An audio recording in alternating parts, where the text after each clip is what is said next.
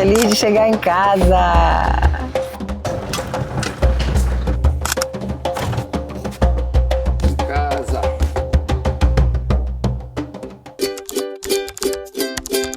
A gente ficou muito feliz com a viagem porque realizamos aquilo que a gente queria, que era encontrar pessoas da nossa tribo.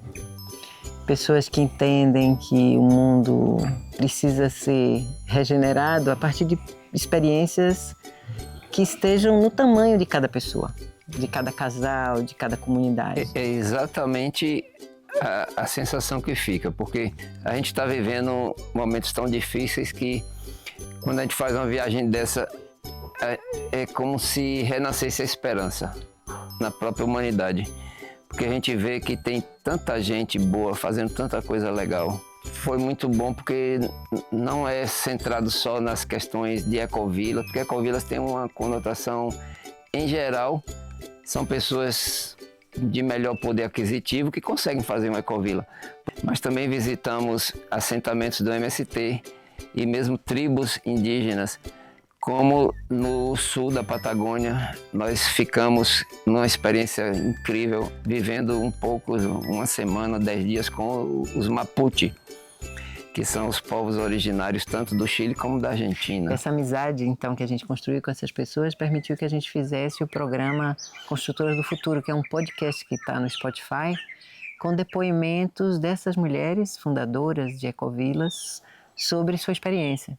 E o nosso desejo com o Visitando o Novo Mundo é fazer com que mais e mais pessoas se inspirem, empreendam, construir seus espaços regenerativos, sejam pessoais, familiares, sejam comunitários, porque a gente vai precisar muito disso, de uma rede imensa de iniciativas de regeneração para que o planeta e a humanidade possam enfrentar o colapso com esperança. Então, são lugares onde as pessoas estão disponíveis para a cooperação em todos os aspectos, para cuidar da natureza, para cuidar dos animais, para cuidar dos espaços, para o dia a dia, o fazer a comida, o lavar os pratos, o manter as coisas organizadas.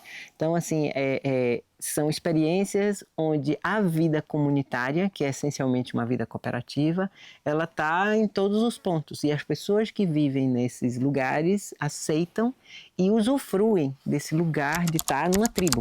Todas as comunidades que a gente visitou tinham muitos pontos em comum, um comportamento de integração com a natureza. Isso, muitas coisas, como o próprio uso consciente dos recursos, os banheiros secos, a permacultura para cultivar os alimentos e em todo sentido da permacultura, construções sustentáveis em todas as comunidades. Os povos tradicionais são exemplo nisso também, mas a gente viu isso em todas as ecovilas que a gente visitou. Há um compromisso assim, muito profundo de todas com a regeneração.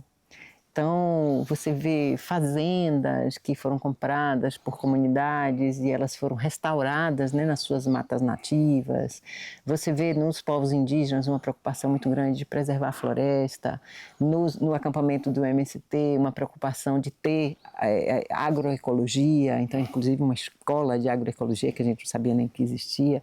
Então, são sementes do processo regenerativo. Não só humano, né, na volta à vida comunitária, como em relação à natureza, com a regeneração da própria natureza. A relação humana precisa que cada um fique prestando atenção em si, para que a gente consiga harmonizar cada vez mais. E lógico que não são espaços românticos, onde tudo dá certo. Não, são espaços experimentais. E até por serem experimentais e as pessoas não terem experiências prévias, elas cometem erros. Por isso que o intercâmbio entre essas experiências é tão importante, para a gente não repetir os mesmos erros.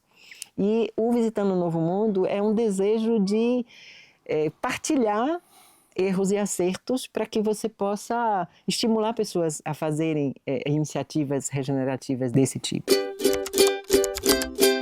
Então, a gente viu beleza em todos esses lugares. E a beleza é como um fator de inspiração, um fator de coesão, um fator de interiorização. É a beleza natural, é a beleza da arte, é a beleza da comida, é a beleza dos arranjos florais. Então, eu que sou muito sensível à beleza, meu lado artista é muito sensível a isso, eu percebo cada vez mais. E a mãe lá de Auroville, que é uma das grandes inspirações dessa viagem, ela dizia que a beleza é uma força que nos empurra a construir nossos sonhos. O sentimento de que só depende de nós, né? Agora, é claro, isso é pequeno e precisa ser compartilhado, como a gente está fazendo aqui agora, e precisa que muita gente entre também, muitas pessoas entrem nessa vibração, nesse desejo. A gente tem que olhar tudo de outra forma, a gente tem que olhar a nossa vida de outra forma, nossa forma de viver em comunidade, a gente tem que olhar nosso comportamento pessoal em relação a nós mesmos e a natureza, mas fica claro que tem um caminho a ser seguido. Bom, a gente já sai muito mais experiente, né? Sabendo os nossos limites, e a gente vai muito mais longe. E nós vamos enfrentar distâncias muito grandes, porque a gente vai atravessar a Amazônia brasileira, peruana, e depois vamos subir para os Andes, onde as estradas não são boas, são perigosas, as distâncias são curtas, mas a gente demora muito para percorrê-la por causa da dificuldade das montanhas. Então é muito legal que o Visitando Novo Mundo 2 seja exatamente depois do primeiro, porque a gente treinou no primeiro, né, com um número grande de ecovilas. O desafio vai ser maior porque a distância a ser percorrida nesse primeiro Visitando o Novo Mundo foi algo em 16 mil e poucos quilômetros, e agora o planejado para esse Visitando o Novo Mundo 2 com certeza vai ultrapassar os 20 mil quilômetros. Então a gente vai viajar muito mais, mas também a gente vai muito mais fundo, porque a gente está querendo ir mais próximo dos saberes ancestrais, sejam de tribos amazônicas, sejam de povos andinos. Então assim, a gente se dispõe a percorrer uma distância maior para poder ir mais fundo, né? Ir mais fundo da ancestralidade da nossa Latinoamérica. Então, essa etapa de planejar a viagem é minha. Eu sou aquela virginiana que adora planejar. Então, vou planejando as rotas, vou vendo no Google Maps e aproveitando para telefonar para as pessoas, para mandar zap, para mandar e-mail, para preveni-los da nossa presença, contactar amigos que conhecem as ecovilas. E assim a gente faz um roteiro geral que vai ser ajustado de acordo com as condições da realidade, condições do clima, condições das pessoas que nos atendem, nos recebem, condições do carro. E tem sempre um roteiro geral, que é a nossa direção, e a flexibilidade de nos adaptarmos.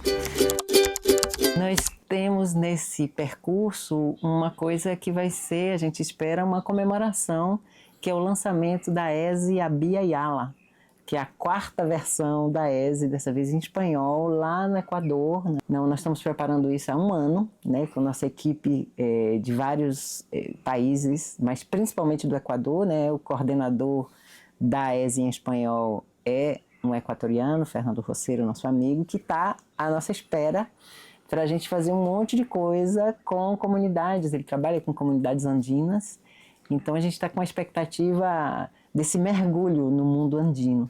Então as pequenas comunidades no campo nos pareciam ser muito mais promissoras, então a gente passava por grandes cidades e nem entrava. Curitiba, Florianópolis, São Paulo, não queria nem ver, a gente queria era mergulhar nas pequenas comunidades. Mas nessa viagem a gente vai ainda mais fundo.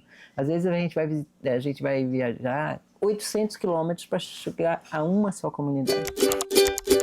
E eu acho que tem algo também que é assim, nossos ajustes, né? Porque você passa 3 meses morando num carro pequeno, tendo que ajustar os humores, o dia a dia, os gastos, tudo isso a gente já tem mais experiência e a gente espera que seja muito mais simples. Nesse Visitando o Novo Mundo 2, a gente vai enfrentar condições mais adversas, por exemplo, de temperatura, de altitude. Está previsto passar até chegar a 5.000 metros de altitude, temperaturas negativas. Então, o que a gente está reforçando no veículo, não, porque ele já tem um isolamento muito bom a parte de baixo, mas é a nossa própria proteção. Agora é descansar e recuperar, fazer manutenção na máquina para se preparar para a fase 2 do Visitando o Novo Mundo, segunda temporada, porque esta primeira foi um sucesso. Não Vem aí!